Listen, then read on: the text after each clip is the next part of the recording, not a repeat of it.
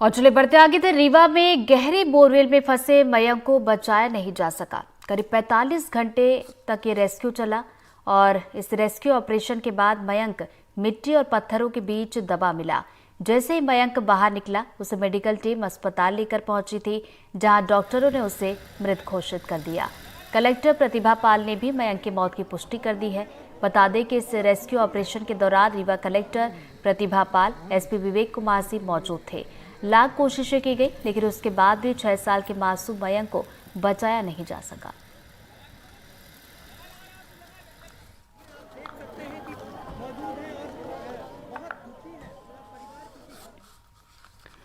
और चलिए इसी खबर पर ज्यादा जानकारी के साथ हमारे सहयोगी जावेद हमारे साथ जुड़ गए। सीधा उनका रुख करेंगे।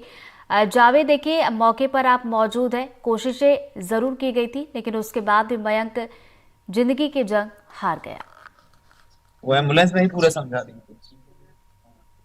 बिल्कुल, मयंक को बचाने की भरपूर कोशिश की गई।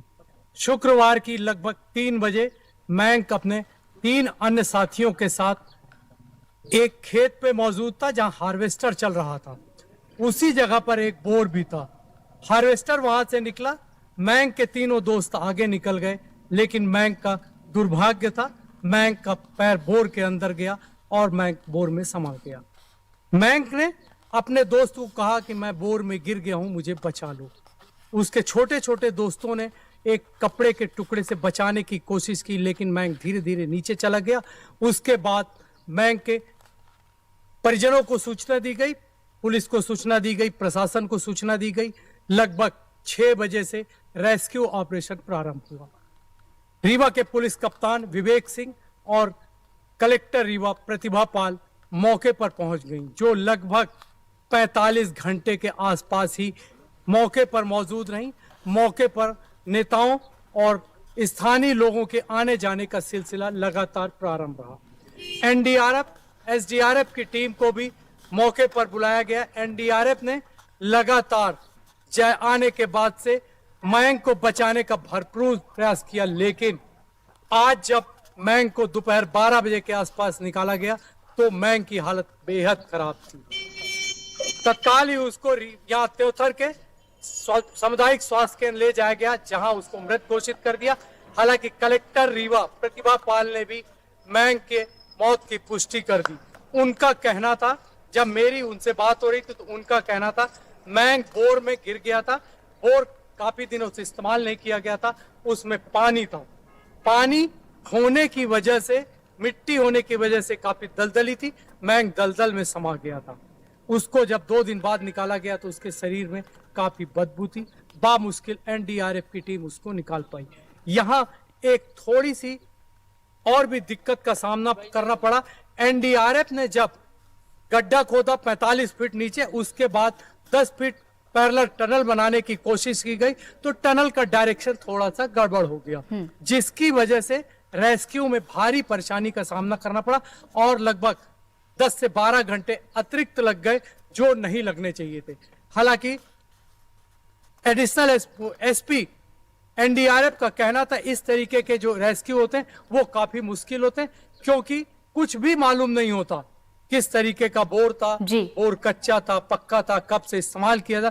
तमाम ऐसी छोटी छोटी बातें होती जो हमको अगर समय रहते पता चल जाए तो हम उस पर बेहतर तरीके से काम कर लेते हैं। हमारे पास सारी सुविधाएं होती हैं, हमारे पास बेस्ट ट्रेनर होते हैं, लेकिन जब हमें किसी तरीके की कोई ठोस जानकारी नहीं मिलती तो हर चीज हमें खुद इकट्ठा करनी पड़ती, जिसकी वजह से थोड़ी सी परेशानी होती। बिल्कुल जावेद, हमने देखा था चुनौतियां तो कई आई थी, हालांकि टीम जो है मौके पर डटी थी। कोशिशें यही थी कि जल्द से जल्द मयंक को बाहर निकाल लिया जाए। बाहर तो मयंक निकला, लेकिन मृत डॉक्टरों ने उसे घोषित किया। लेकिन बड़ा सवाल ये भी है जावेद कि देखिए, अक्सर जब भी इस तरह की घटनाएं आती हैं उसके बाद निर्देश तो दे दिए जाते हैं कि जो भी खुले बोरवेल है उन्हें बंद कर दिया जाए, लेकिन उसके बावजूद भी कुछ इस तरह की तस्वीरें आती है। अब इस घटना के बाद क्या कुछ दिशा निर्देश दिए गए हैं? बिल्कुल, इस घटना के बाद मुख्यमंत्री मोहन यादव, उप मुख्यमंत्री राजेंद्र शुक्ला सहित रीवा कलेक्टर प्रतिभा पाल से भी अभी थोड़ी देर पहले ही प्रतिभा पाल से मेरी बात हो रही थी। उनका कहना था हम कड़े निर्णय लेने जा रहे हैं, हम पटवारी को बोलेंगे अपने गांव में सर्वे करें और इस तरीके के बोर अगर हैं तो उनको तत्काल बंद कराएं और जिनके बोर भी हैं उनके खिलाफ कड़ी कार्रवाई करने की बात कलेक्टर रीवा कह रही है। जी हालांकि देखिए जावेद, दावे तो यही किए जाते जब भी घटनाएं होती हैं कि कड़ी कार्रवाई की जाएगी, लेकिन उसके बावजूद भी बोरवेल खुले छोड़ दिए जाते हैं और शायद इसी वजह से एक बार फिर से कुछ इस तरह की घटना सामने आई है। हालांकि आप नजरें बनाए रखिएगा, आगे भी हम आपसे अपडेट लेते रहेंगे। फिलहाल बहुत बहुत शुक्रिया आपका तमाम जानकारी के लिए।